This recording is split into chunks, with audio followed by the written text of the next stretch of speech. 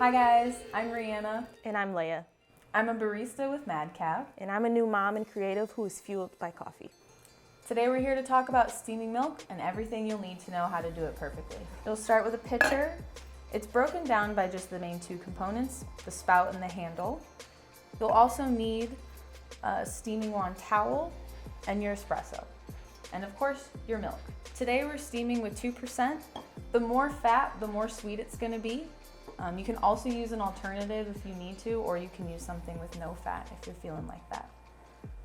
The first thing that you're gonna wanna do is the most important step. It's always to purge your steam wand, and you'll wanna have a towel over it just to protect your hand from the heat and the sprays. After you purge your steam wand, you'll want to insert your pitcher along the spout.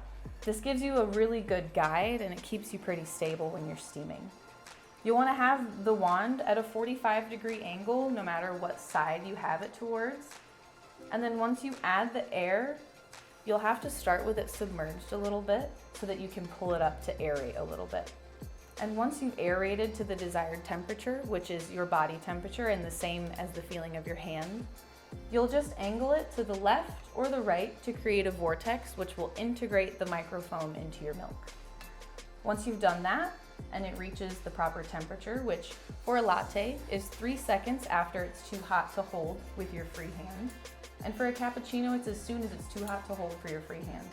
You'll turn off the steam wand and remove your pitcher, and immediately you'll cleanse your steam wand again just to keep your station clean.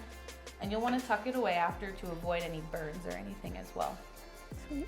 And then after that, you just give it a groove and you're ready to pour. So we'll have you try now. We have, again, 2% milk here, but use any milk you'd like. But what she's doing over here is she's gonna come over and purge her steam wand first.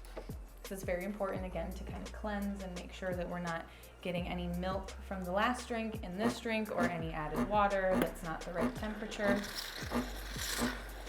And then once she's done purging and cleaning her steam wand, she will insert at a perpendicular to her body level and with 40-degree angle of the steam wand. And then she'll engage her boilers. The steam tip is submerged a couple of centimeters, and now she'll begin to aerate, adding air and incorporating that micro foam right now until it gets up to the same temperature as her hand. And once it gets to that point, she'll tilt the pitcher either to the left or the right to create the proper vortex for incorporating the air to the milk that she just added.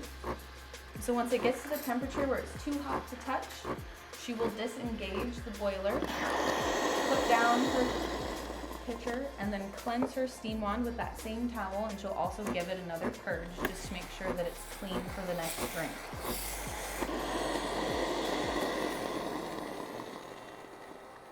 And then once we have the milk steamed, we'll give it a nice groom by hitting it on the table and giving it a vigorous swirl. And then we're ready to pour and make a beautiful latte. So for pouring, what you're gonna wanna remember is you're gonna wanna give this cup of espresso a good swirl to remove any bubbles and distribute the crema. Perfect. You'll also wanna keep your hand on the handle just to make sure that this cup is good to serve so that someone doesn't have to drink from where your hand's been. And then also you'll give this milk another good swirl to kind of keep it alive before we pour. And then you'll start by building your base in the espresso by doubling the amount of liquid in the cup first. Perfect, that's great. And then you'll come in and lower your pitcher to the cup about 1/4 of an inch away, and then you'll begin to push the latte foam into the cup to form art.